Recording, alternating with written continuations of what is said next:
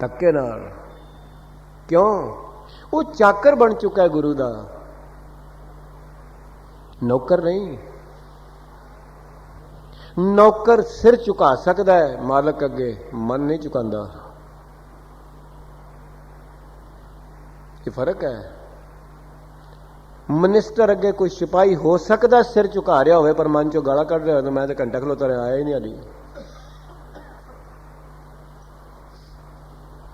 पर याद रखना, जिस दिन गुरु चाकर बना लेंदा अपने सिख नूं, उस दिन तक जिदन बाबा लहना चाकर बन गया, गुरु नानक साहब ही झुक गए बाबे लहने के।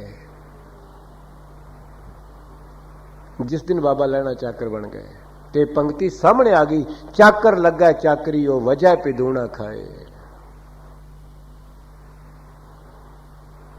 क्यों? क्योंकि नौकर केवल तन वेचदा है मालक अगे, चाकर मन वेचदा है गुरु अगे। तो गुरुदेव कह रहे ने धन धन कहे सब कोई। आख्या सारे ही लोग फिर उसकी वडियाई करनगे। परमेश्वर आप कराएगा। क्यों? हर अपनी वडियाई भाम दी जन का जयकार कराई। जन दी जय जयकार परमेश्वर ने आप करानी है। जय जयकार लोग हरनाकश दी करते सन, पर बाबे प्रहलाद दी करा के छड्डी परमेश्वर ने। कराई कि ना कराई? बाबा कबीर दी जय जयकार कराई कि ना कराई परमेश्वर ने? ਉਹਦਾ ਬਣਿਆ ही नहीं जाता, नहीं तो संसार ते जय जयकार करने वास्ते पहले ही खलोता है, बनया ही नहीं जाता, औखा बड़ा है। एवं हो रहा जे तू मेरा हो रहा सब जग तेरा होए, बनया नहीं जाता, किते ना किते ठेडा लग जाता है। तो सतगुरु कह रहे ने, कृपा कर रहे ने, धन धन कहे सब कोई। मैं बेनती कर लेना चाहना, धन शब्द गुरु ग्रंथ साहब च 3 प्रकार नाल है। जिथे धद्दा ते नन्ना मुक्ता है, उथे उहदा अर्थ है इस्त्री। धन कहे प्रिय वस मैं नाल, धन मैंने इस्त्री। जिथे धन दे नन्ने थले औंकड़ है, धन दा अर्थ है दौलत, पैसा, धन माल। जिथे धन दे उत्ते अंग टिप्पी होएगी, अर्थ बनेगा धनता वास्ते, वडियाई वास्ते।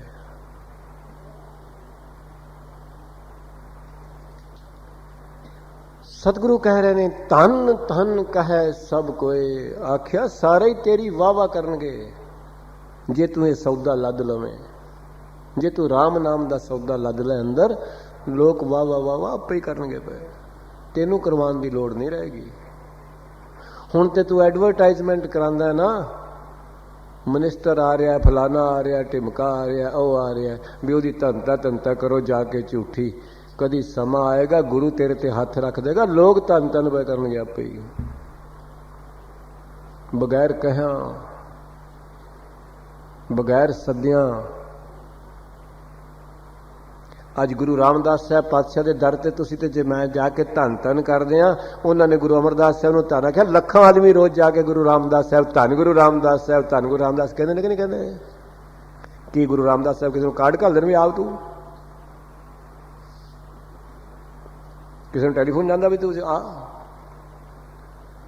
उन्होंने अपने गुरु नूं आख्या धन, ते नाले लफज वरते, धन धन सतगुरु हमारा, जित मिले हमको शांत आई। ये गुरु रामदास साहब दे बोल रहे। गुरु रामदास साहब ने अपने गुरु नूं धन आख्या, ते अज लखां आदमी उन्होंने धन कह रहे हैं। जे सतगुरु गुरु अमरदास साहब नूं गुरु रामदास साहब धन ना कहंदे, ते अज हर एक बच्चे के मूँह विच ना हुंदा अमृतसर धन गुरु रामदास साहब। जिन नानक सतगुरु पूजिया, तिन हर पूज करावा। है तो यतीम करते सन भाई जेठा, पर जदों गुरु अमरदास साहब नूं आके धन आख्या ना, जदों सौदा लैण वास्ते गोइंदवाल साहब आ गए ना, फिर संसार ने उन्होंने धन आख्या और आखदा रहेगा। ये गुरु की वडियाई है। जिन्हें तुद नूं धन कहा, जिन्होंने गुरु नूं धन आख्या उन्होंने धन भी संसार ने आख्या ही आख्या है। पर असी संसार नूं धन कहते हैं, इस वास्ते ना चौथे तो बाद कोई जानता ही नहीं कोई आया भी सी कि नहीं सी आया। मर गया सारी उम्र संसार नूं धन कहंदा है। पर गुरुदेव कह रहे हैं धन धन कहे सब कोए। ते अगली पंक्ति की है मुख उज्जल, मुख उज्जल हर दरगाह सोए। गुरुदेव कहते ने हरि दी दरगाह विच जाएगा उज्जला मुंह होएगा। क्यों धो के जू गया। मैं बेनती कर देना चाहना, बच्चा जम्मे ते उसदे मूंह तो सियाणियां मावां अंदाजा लांदियां ने बच्चा किदे देवे। सब तो पहला फेस है, उस फेस तो अंदाजा लगता है कि बच्चा दे नुहार किदे देवे। धन गुरु कलगीधर पातशाह ने जदों खालसे नूं जन्म दिता ते सतगुरु ने अपने मुख तो आख्या खालसा मेरो मुख है अंगा। जे पूर्ण गुरसिख दे दर्शन हो जान, कलगीधर पातशाह कहते ने मेरा ही ते मुख है।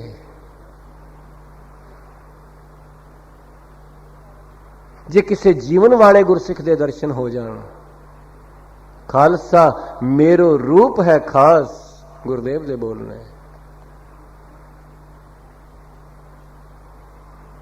पर होवे खालसा, होवे राम नाम दे वखर दा लद्या होया। पातशाह कह रहे ने मुख उज्जल हर दरगाह सोए। मैं फिर बेनती कर देवां, ये फारसी का शब्द है, इसका उच्चारण है दरगाह। तुहाडे नेड़े कोई मुसलमान समाज होवे पुछ लेना। असी कहने असी गुरुद्वारे चले हाँ, हिंदू वीर कहते मैं मंदिर चले हाँ, मुसलमान कहते मैं दरगाह ते चले।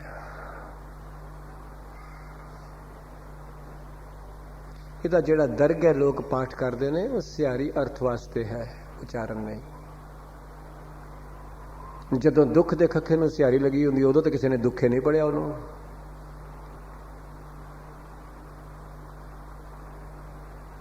ਜਦੋਂ ਮੂੰਹ ਦੇ ਹਾਹੇ ਨੂੰ ਸਿਹਾਰੀ ਹੋਏਗੀ ਉਦੋਂ ਦਾ ਉਚਾਰਨ ਹੋਏਗਾ ਮੂੰਹ, ਅਰਥ ਬਣਦਾ ਮੂੰਹ ਤੇ ਮੂੰਹ ਵਿੱਚ। ਜਦੋਂ ਮੋਹੇ ਵਾਸਤੇ ਸਪੈਲਿੰਗ ਹੋਈ ਨੇ ਫਿਰ ਆਪਣੇ ਵਾਸਤੇ ਉਹਦਾ ਉਚਾਰਨ ਹੈ ਮੋਹੇ। तो पातशाह कह रहे ने मुख उज्जल हर दरगाह सोए। आख्या तेरा मुंह गुरु ने जो धो दिता, कालख गुरु ने धो दी, हुण उत्ते कल कौन लाने वाला जम्मिया है। ते जे गुरु ने मुंह नहीं धोता तो याद रखी फिर कोई जम्मिया नहीं उसनूं धोण वाला। मुंह काले तिन लोभियां जसन जन्म गवाए। गुरु कोलों पूछिए मुंह किस तरह तो जाता है। मुख सच्चे सच दाड़ियां, सच बोलै सच कमाहे, सच्चा शब्द मन वसिया सतगुरु माहे समाए। सच्ची राशि सच धन उत्तम पदवी पाहे, सच सुनै सच मन लैन सच्ची कार कमाहे। सच्ची दरगाह बैसना सच्चे माहे समाए, नानक बिन सतगुर सच ना पाइए मन मुख भूले जाहे। सतगुरु कह रहे हैं। तू आखे गुरु तो बगैर कोई मेरा मुंह धो देवे, कोई नहीं धोने वाला जम्मिया। किसे को इन्नी ताकत नहीं तेरा मुंह धो सके। मुंह जदों धोएगा कालख तो गुरु ही धोएगा। तो गुरुदेव कह रहे ने मुख उज्जल हर दरगाह सोए। सतगुरु कहने दरगाह विच उज्जला मुंह लेके जाएगा। पर गुरुदेव अगलियां पंक्तियों में कह रहे ने ये काम है बड़ा औखा, कोई विरला ही करता है। पातशाह कह रहे हैं हाँ जी ए व्यापार विरला व्यापार है। सतगुरु कहते ने इस व्यापार विच कोई विरला व्यापारी जुड़ता है, नहीं तो संसार है ते व्यापार दा कर। पर केड़े व्यापारां विच निकल जांदी है। किन्ही बनजिया कांसी तांबा, किन्ही लौंग सुपारी। बाबा ਕਬੀਰ ਨੇ ਬਹੁਤ ਲੰਮੀ ਟਰਾਂਸਲੇਸ਼ਨ ਕੀਤੀ ਇਹਦੇ ਵਿੱਚ। ਕਈ ਲੋਕ ਧਾਤਾਂ ਦਾ ਵਪਾਰ ਕਰਦੇ ਨੇ, ਮੈਟਰ। ਕਿਨਹੀ ਬਣਜਿਆ ਕਾਂਸੀ ਤਾਂਬਾ, किन्हीं लौंग सुपारी, संतो बंजिया नाम गोविंद का, ऐसी खेप हमारी, हर के नाम के व्यापारी, हीरा हाथ चढ़िया निर्मोलक, छूट गई संसारी। जिन्हां दे हाथ हीरा चढ़ जाता है फिर उही जानते ने ये व्यापार की है ते किस तरह करीदा है। जिन्हां दे हाथ गुरु दा शब्द रूपी हीरा चढ़ गया है उन्होंने पता है कीमत की है, नहीं तो बंदा हीरा कौडियां दे भाव विच ही आउंदा है। हीरा हाथ चढ़िया निर्मोलक, छूट गई संसारी। उस दिन ही संसार छुट जाएगा, उस दिन ही संस से छुट जाएंगे, अज्ञानता छुट जाएगी, भरम छुट जाएगा। पता लग जैसे ही हीरे की कितनी कीमत है, कौन वटाएगा उसनूं सोने नाल। तो गुरुदेव कह रहे हैं यह व्यापार विरला व्यापार है। सतगुरु कहते हैं कोई विरला ही बंदा है जिहड़ा इस व्यापार विच जुड़दा है, ये व्यापार करता है। नहीं तो केवल संसार के दूजे व्यापारां तक करी मुक जाती है, इस व्यापार की समझ ही नहीं आती। नहीं तो स्वासां की पूंजी मुक जाती है तकरीबन दूसरे व्यापारां विच, शरीर का बल मुक जाता है दूजे व्यापारां विच करदियां करदियां, तन खीन हो जाता है, अखां की नज़र मुक गई, ये व्यापार नहीं होया, कन्नां दा सुनना मुक गया, ये व्यापार नहीं होया, गोडियां दा टुरना मुक चलिया, ये व्यापार नहीं होया। तो सतगुरु कह रहे हैं यह व्यापार विरला व्यापार है। तो गुरु साहब कहते, गुरु अर्जन साहब कहते जेड़ा इस व्यापार विच लग गया है, गुरुदेव गुरु अर्जन पातशाह अगली पंक्ति विच की कह रहे हैं, नानक ताकै सद बलिहारै। गुरु अर्जन साहब कहते मैं उहदे तो हमेशा वास्ते बलिहारने कुर्बान जाना जेड़ा इस व्यापार च लग गया। सद मैंने सदा, ऑलवेज, हमेशा। सतगुरु कहते मैं एक एक छिन उहदे तो बलिहार कुर्बान जावां जिन्हें इस व्यापार नूं समझ लिया संसार विच आके। क्यों? उसनूं ये प्रयोजन हुण आयोजन हो गया, जिस वखर को लैन तू आया, राम नाम संतन कर पाया। गुरु पंचम पातशाह महाराज कहते हैं जिन्हें इस व्यापार नूं जान लिया संसार ते आके, मैं उहदे तो वारने बलिहारने जाना। तो फिर जिस दुकान तो उसनूं इस व्यापार की सोझी आई, सतगुरु कहते हैं किते भुल ना जाई उस दुकान नूं, उस व्यापार नूं। अगले पदे विच बख्शिश कर रहे हैं, चरण साध के तोए तोए पियो। गुरुदेव कह रहे हैं महाराज कहने कते तू मते किसी जिथों तेनू व्यापार की समझ आई है उन्हें ही भुल जाए ते अपने आप को डिस्ट्रीब्यूटर मन बैठे हैं। ऐसा ना करें,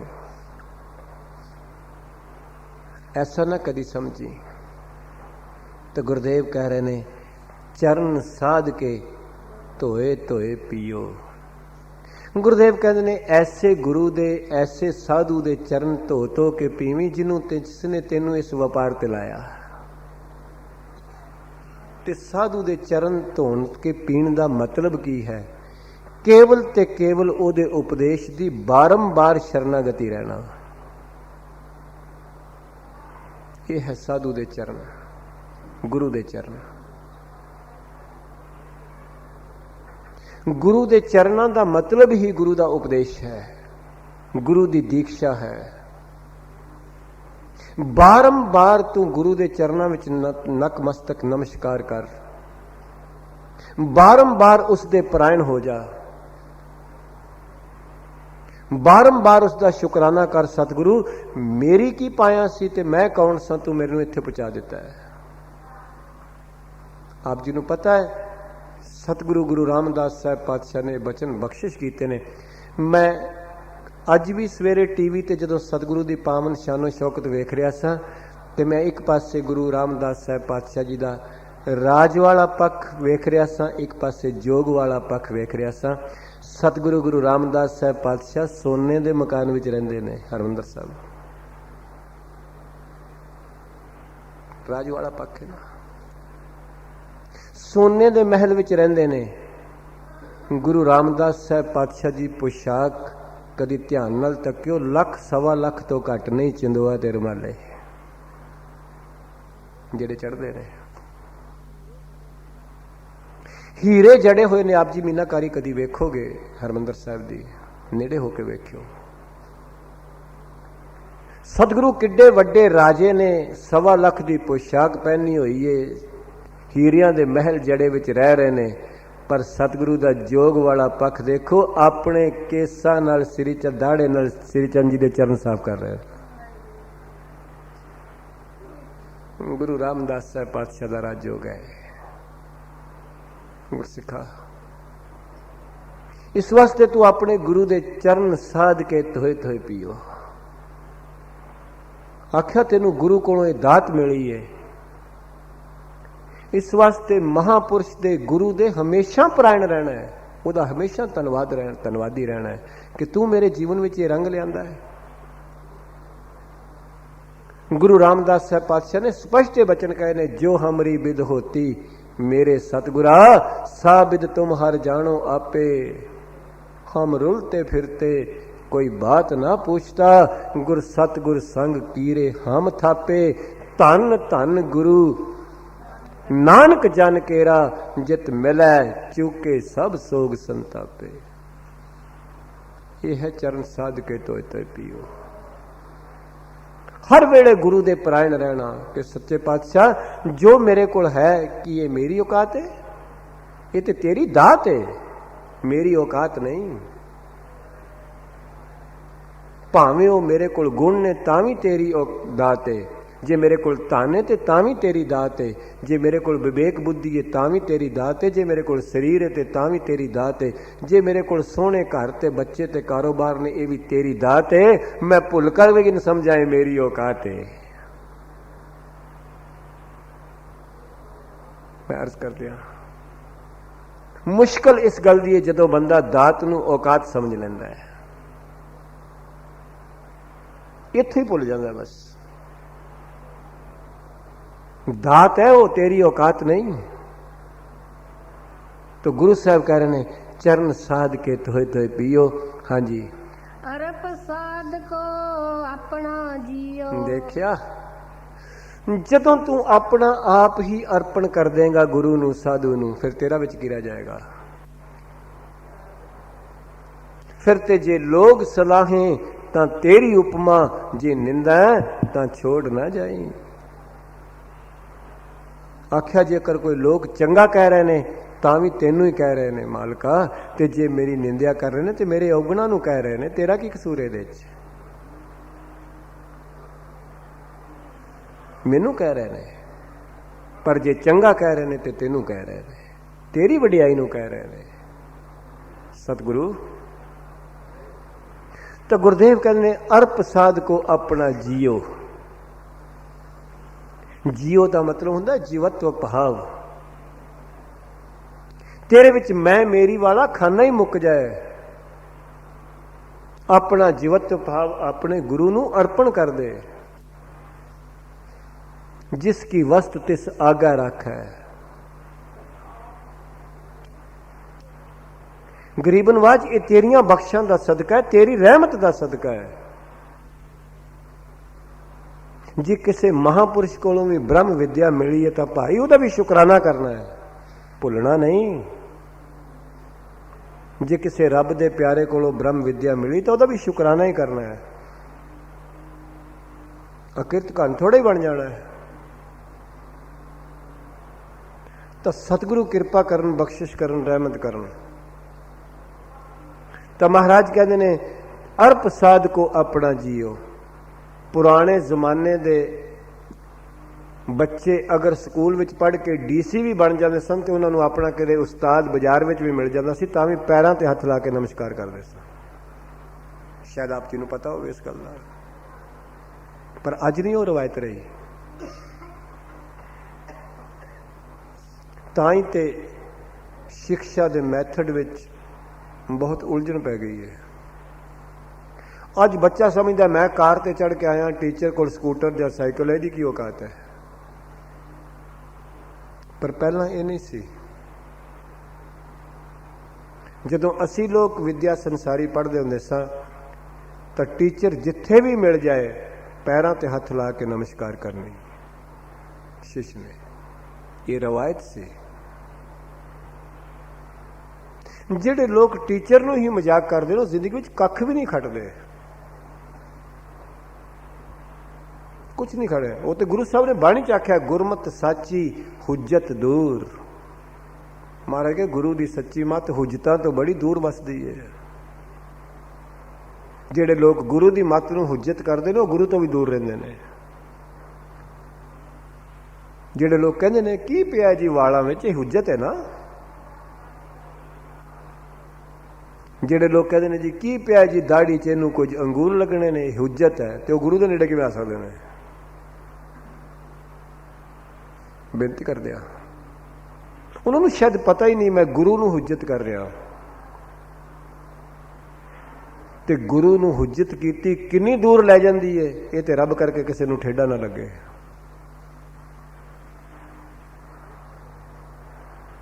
तो गुरुदेव कह रहे ने, कृपा कर रहे ने, महाराज कहने अरप साध को अपना जियो।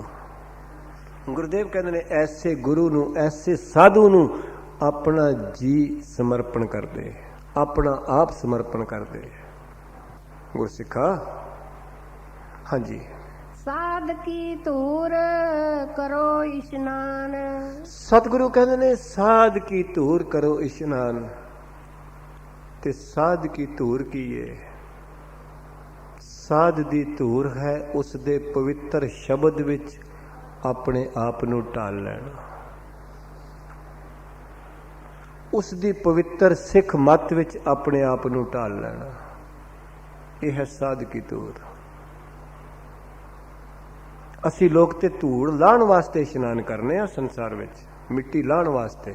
ਬਾਹਰੋਂ ਬੰਦਾ ਆਵੇ ਕਹਿੰਦਾ ਮੈਨੂੰ ਮਿੱਟੀ ਲੱਗੀ ਮੈਂ ਨਹਾ ਲਵਾਂ, पर सतगुर कहते धूड़ी च इशनान कर। माघ मज्जन संग साधुआं धूरी कर इशनान। पर वो धूरी की है? अगली पंक्ति में सतगुरु ने आप ही व्याख्या की है, हर का नाम ध्याए सुन सबना नू करदा। सतगुरु कहते हरि दा नाम जेड़ा ये है साधु दी धूरी, उन्होंने ध्या अपने अंदर वसा ਤੇ ਫਿਰ ਸਾਰਿਆਂ ਨੂੰ ਹੋਰ ਵੀ ਦਾਨ ਕਰ, ਹੋਰਨਾਂ ਨੂੰ ਉਹਦੇ 'ਚ ਇਸ਼ਨਾਨ ਕਰਾ। ਮੈਂ ਹੱਥ ਜੋੜ ਕੇ ਬੇਨਤੀ ਕਰਦੇ ਹਾਂ, ਤੁਸੀਂ ਪਾਣੀ ਕਿਧਰੇ ਥੋੜਾ ਸਟੋਰ ਕਰੋ ਨਾ, ਉਹਦੇ ਵਿੱਚ ਇੱਕ ਮਿੱਟੀ ਵਾਲਾ ਬੰਦਾ ਨਹਾ ਜਾਏ, ਦੂਜਾ ਵੀ ਮਿੱਟੀ ਵਾਲਾ ਨਹਾਵੇ, ਜਦੋਂ ਚੌਥਾ ਨਹਾਏਗਾ ਪਾਣੀ ਬਹੁਤਾ ਮੈਲਾ ਹੋ ਜਾਏਗਾ। ਪਰ ਸਾਧੂ ਦੇ ਉਪਦੇਸ਼ ਵਿੱਚ ਭਾਵੇਂ ਲੱਖਾਂ ਦੁਨੀਆ ਨਹਾਏ ਕਦੀ ਮੈਲਾ ਹੀ ਨਹੀਂ ਹੁੰਦਾ। ਗੁਰੂ ਦਾ ਸ਼ਬਦ ਕਦੀ ਮੈਲਾ ਨਹੀਂ ਹੁੰਦਾ। ਤਾਂ ਹੀ ਸਤਿਗੁਰੂ ਨੇ ਬਾਣੀ ਚ ਆਖਿਆ ਤੇ ਜਿਹੜੀਆਂ ਗੰਗਾ ਤੇ ਸੁਰਸਤੀ ਤੇ ਜਮਨਾ ਇਹ ਤਿੰਨੋਂ ਨਦੀਆਂ ਨੇ ਜਿੱਥੇ ਪ੍ਰਾਗਰਾਜ ਦਾ ਸੰਗਮ ਹੁੰਦਾ ਹੈ। ਗੁਰਦੇਵ ਕਹਿੰਦੇ ਨੇ ਉਹ ਨਦੀਆਂ ਵੀ ਲੋਚਦੀਆਂ ਨੇ ਕੋਈ ਰੱਬ ਦਾ ਪਿਆਰਾ ਸਾਡੇ ਵਿੱਚ ਇਸ਼ਨਾਨ ਕਰੇ। ਬਹੁਤੇ ਮਨਮੁਖ ਆਣ ਕੇ ਆਪਣੇ ਪਾਪ ਛੱਡ ਗਏ ਨੇ, ਕੋਈ ਰੱਬ ਦਾ ਪਿਆਰਾ ਆਏਗਾ ਸਾਡੇ ਪਾਪ ਧੋ ਦੇਗਾ। ਤੇ ਧੂਰ ਲੋਚਾ ਸਾਧੂ ਕੀ ਤਾਈ, ਗੁਰੂ ਗ੍ਰੰਥ ਸਾਹਿਬ ਪਾਤਸ਼ਾਹ ਕਹਿ ਰਹੇ ਨੇ। ਇੰਨੀ ਕਿਸੇ ਪੁੱਗੀ ਹੋਈ ਜੀਵ ਆਤਮਾ ਦੀ ਬਖਸ਼ਿਸ਼ ਹੁੰਦੀ ਹੈ ਜੇ ਕਿਤੇ ਜ਼ਿੰਦਗੀ ਵਿੱਚ ਭਾਗ ਹੋਵੇ, ਸੰਗਤ ਮਿਲ ਜਾਏ ਤਾਂ ਸਤਿਗੁਰੂ ਕਹਿ ਰਹੇ ਨੇ, ਕਿਰਪਾ ਕਰ ਰਹੇ ਨੇ, ਸਾਧ ਕੀ ਧੂੜ ਕਰੋ ਇਸ਼ਨਾਨ। ਗੁਰਦੇਵ ਕਹਿੰਦੇ ਨੇ ਸਾਧੂ ਦੀ ਧੂੜ ਵਿੱਚ, ਗੁਰੂ ਦੇ ਸ਼ਬਦ ਵਿੱਚ, ਸਾਧੂ ਦੀ ਵਿਚਾਰਧਾਰਾ ਵਿੱਚ ਇਸ਼ਨਾਨ ਕਰ, ਸਾਧੂ ਦੀ ਮੱਤ ਵਿੱਚ ਇਸ਼ਨਾਨ ਕਰ। ਫਿਰ ਹੋਏਗਾ ਕਿ साध ऊपर जाइए कुर्बान। याद रखना ये इशनान तन का नहीं है, इस शरीर का इशनान धूड़ी विच नहीं हो सकता।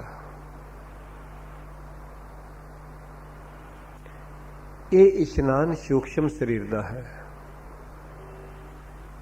सूक्ष्म शरीर का जिदन गुरु के शब्द विच इशनान होएगा ਤਾਂ ਹੀ ਗੁਰੂ ਸਾਹਿਬਾਂ ਨੇ ਬੜੀ ਕਿਰਪਾ ਕੀਤੀ, ਜਿੱਥੇ ਤੀਰਥ ਬਣਾਏ ਉੱਥੇ ਪਾਣੀ ਦੇ ਨਾਲ ਬਾਣੀ ਰੱਖੀ।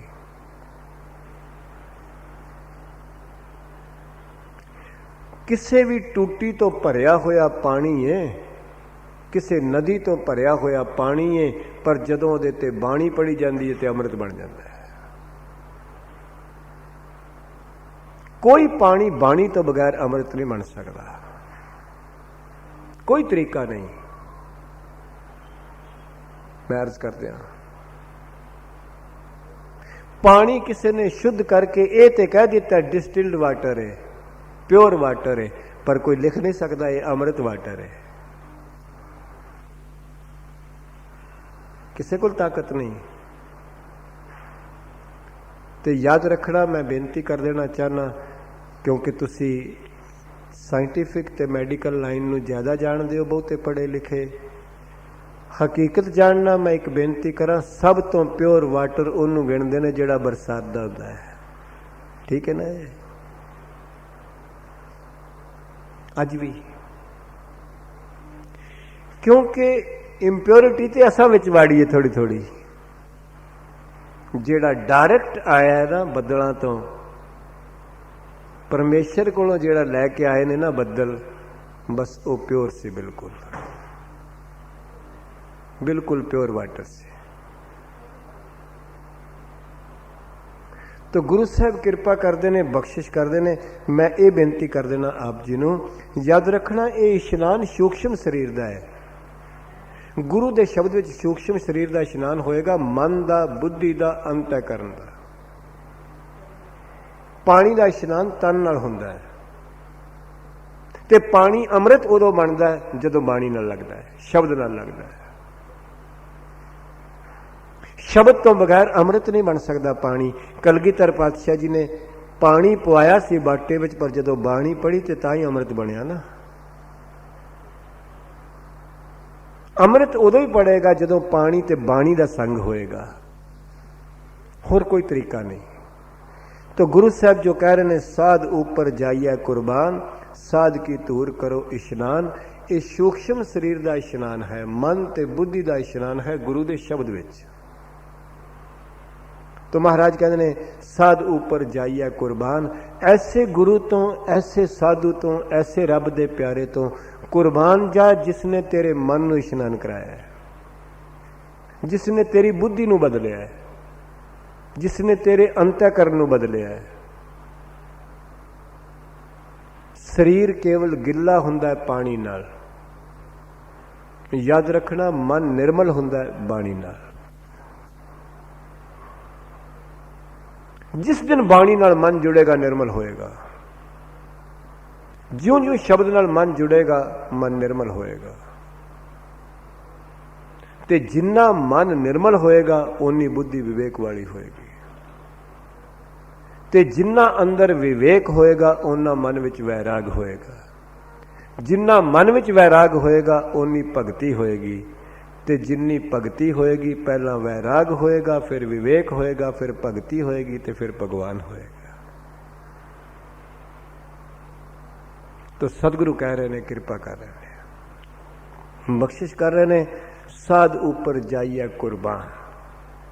कुर्बान का मतलब हुंदा है किसे तो वारी जाना, किसे तो सदके जाना, किसे दा मन विच एहसान मनना, धन्नवाद मनना, खेड़े विच आउणा। तो गुरु साहब कहते ने, ऐसे साधु तो, ऐसे गुरु तो कुर्बान जा, जिसने तेरी जिंदगी बदली, जिसने तेरी विचारधारा बदली, जिसने तेरी सोच बदली, जिसने तेरा जिंदगी दा आयोजन तेनू दस्या ते फिर प्रयोजन भी दस्या। हाँ जी, साध सेवा वड भागी पाइए। बहुत वधिया। इसका उच्चारण वड भागी है, वड भागी नहीं। याद रखना, जदों वड भागी पढ़ोगे अर्थ बनेगा वड्डियां भागां वाला, जदों वड भागी पढ़ोगे तो वड्डियां भागां नाल। गुरुदेव कहते ने, साधु की संगत, गुरु की संगत वड्डियां भागां नाल मिलदी है, छेती कीतियां नहीं मिलदी। मैं अर्ज कर देना चाहना, संसार विच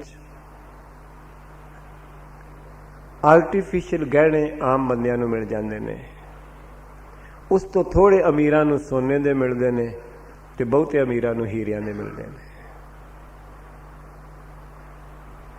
ते हीरा भी फिर बहुत कीमती होवे। राजियां महाराजियां दे घर 10-10 20-20 50-50 ਲੱਖ ਦਾ ਇੱਕ ਹਾਰ ਹੀ ਹੀਰਿਆਂ ਦਾ। ਮੈਂ ਬੇਨਤੀ ਕਰਦਾ, ਯਾਦ ਰੱਖਣਾ, ਗੁਰੂ ਕਿਰਪਾ ਕਰੇ, ਸੰਸਾਰ ਦੀਆਂ ਦਾਤਾਂ ਤੇ ਸੁੱਖ ਭਾਗਾਂ ਨਾਲ ਹੀ ਮਿਲ ਜਾਂਦੇ ਨੇ, ਪਰ ਕੇਵਲ ਗੁਰੂ ਦੀ ਬਖਸ਼ਿਸ਼ ਸਤ ਸੰਗਤ ਤੇ ਵੱਡਿਆਂ ਭਾਗਾਂ ਨਾਲ ਮਿਲਦੀ ਹੈ। ਵੱਡਿਆਂ ਭਾਗਾਂ ਨਾਲ। ਗੁਰੂ ਸਾਹਿਬ ਨੇ ਬਾਣੀ ਚ ਆਖਿਆ, ਵੱਡ ਭਾਗੀ ਸਾਧ ਸੰਗ ਪ੍ਰਾਪਤ ਤਿਨ ਭੇਟਤ ਦੁਰਮਤ ਖੋਈ। ਮੈਂ ਕਈ ਵਾਰੀ ਜ਼ਿਕਰ ਕਰਦਾ ਤੇ ਅੱਜ ਵੀ ਕਹਿ ਦੇਵਾਂ, ਜੇਕਰ ਤੁਸੀਂ ਸੰਸਾਰ ਵਿੱਚ ਵੇਖਣਾ ਹੋਵੇ ਸਭ ਤੋਂ ਮਾੜੇ ਭਾਗ ਕਿਹਦੇ ਨੇ ਤੇ ਸਭ ਤੋਂ ਵੱਡੇ ਭਾਗ ਕਿਹੜੇ ਨੇ, ਗੁਰੂ ਗ੍ਰੰਥ ਸਾਹਿਬ ਰੂਪੀ ਸ਼ੀਸ਼ੇ ਚੋਂ ਵੇਖ ਲੈਣਾ। ਮੈਂ ਅਰਜ਼ ਕਰਾਂ, ਗੁਰੂ ਗ੍ਰੰਥ ਸਾਹਿਬ ਰੂਪੀ ਸ਼ੀਸ਼ਾ ਦੱਸ ਦੇਣਗੇ ਵੀ ਕਿਹਦੇ ਮਾੜੇ ਭਾਗ ਨੇ ਤੇ ਕਿਹਦੇ ਸਭ ਤੋਂ ਵੱਡੇ ਭਾਗ ਨੇ। ਗੁਰੂ ਗ੍ਰੰਥ ਸਾਹਿਬ ਪਾਤਸ਼ਾਹ ਕਹਿ ਰਹੇ ਨੇ, ਜਿਸ ਨੂੰ ਬਿਸਰੈ ਪ੍ਰਾਣਪਤ ਦਾਤਾ ਸੋਈ ਗਣੋ ਅਭਾਗਾ। ਮਹਾਰਾਜ ਕਹਿੰਦੇ ਨੇ, ਜਿਹਨੂੰ ਪ੍ਰਾਣਾਂ ਦਾ ਪਤੀ ਪਰਮਾਤਮਾ ਵਿਸਰ ਗਿਆ, ਸਭ ਤੋਂ ਮਾੜੇ ਭਾਗ ਉਹਦੇ ਜੇ। ਜਿਸ ਨੂੰ ਉਹ ਵਿਸਰ ਗਿਆ। ਕਿਉਂ? ਸੰਸਾਰ ਤੇ ਪਤੀ ਬਹੁਤ ਨੇ, ਲੱਖਪਤੀ ਬਹੁਤ ਨੇ, ਕਰੋੜਪਤੀ ਬਹੁਤ ਨੇ, ਰਾਸ਼ਟਰਪਤੀ ਬਹੁਤ ਨੇ, ਸੈਨਾਪਤੀ ਬਹੁਤ ਨੇ, ਛਤਰਪਤੀ ਬਹੁਤ ਨੇ। ਯਾਦ ਰੱਖਣਾ, ਪ੍ਰਾਣਪਤੀ ਇੱਕੋ ਹੀ ਹੈ। ਪ੍ਰਾਣਪਤੀ ਦੋ ਨਹੀਂ, ਚਾਰ ਵੀ ਨਹੀਂ, ਤਿੰਨ ਵੀ ਨਹੀਂ, ਇੱਕੋ ਹੀ ਹੈ। ਪ੍ਰਾਣਪਤੀ ਕੇਵਲ ਤੇ ਕੇਵਲ ਇੱਕੋ ਹੀ ਹੈ। ਤੇ ਸਤਿਗੁਰ ਕਹਿੰਦੇ, ਜਿਹਨੂੰ ਉਹ ਵਿਸਰ ਗਿਆ, ਸਭ ਤੋਂ ਮਾੜੇ ਭਾਗ ਉਹਦੇ ਨੇ। ਜਿਸ ਨੂੰ ਵਿਸਰੈ ਪ੍ਰਾਣਪਤ ਦਾਤਾ ਸੋਈ ਗਣੋ ਅਭਾਗਾ। ਸਭ ਤੋਂ ਮਾੜੇ ਭਾਗ ਉਹਦੇ ਨੇ। ਸਤਿਗੁਰੂ ਗੁਰੂ ਗ੍ਰੰਥ ਸਾਹਿਬ ਜੀ ਨੂੰ ਪੁੱਛੀਏ, ਪਾਤਸ਼ਾਹ ਮਾੜੇ ਭਾਗ ਤੇ ਤੁਸੀਂ ਦੱਸ ਦਿੱਤੇ ਨੇ, ਸਭ ਤੋਂ ਵੱਡੇ ਭਾਗ ਕਿਹਦੇ ਨੇ, ਇਹ ਵੀ ਤੇ ਦੱਸ ਦਿਓ। ਤੇ ਸਤਿਗੁਰੂ ਦੇ ਬੋਲ, ਸਭ ਤੋਂ ਵੱਡੇ ਭਾਗ ਗੁਰਸਿੱਖਾਂ ਕੇ ਜੋ ਗੁਰ ਚਰਨੀ ਸਿੱਖ ਪੜਤੇ ਆ। ਸਭ ਤੋਂ ਵੱਡੇ ਭਾਗ ਉਸ ਸਿੱਖ ਦੇ ਨੇ ਜਿਹੜਾ ਗੁਰੂ ਦੇ ਚਰਨਾਂ ਵਿੱਚ ਆਣ ਕੇ ਪੈ ਗਿਆ, ਗੁਰੂ ਦੀ ਮੱਤ ਮੰਨ ਬੈਠਾ। ਤਾਂ ਸਤਿਗੁਰੂ ਕਹਿ ਰਹੇ ਨੇ, ਸਾਧ ਸੇਵਾ ਵੱਡ ਭਾਗੀ ਪਾਈਆ। ਵੱਡੇ ਵੱਡਿਆਂ ਭਾਗਾਂ ਨਾਲ ਮਿਲਦੀ ਹੈ ਗੁਰਮੁਖਾਂ ਦੀ ਸੰਗਤ, ਗੁਰਮੁਖਾਂ ਦੀ ਸੇਵਾ। ਐਵੇਂ ਨਹੀਂ ਮਿਲਦੀ। ਕਿਸੇ ਰੱਬ ਦੇ ਬਖਸ਼ੇ ਹੋਏ ਦੀ ਸੰਗਤ ਤੇ ਸੇਵਾ ਬੜੇ ਭਾਗਾਂ ਨਾਲ ਮਿਲਦੀ ਹੈ।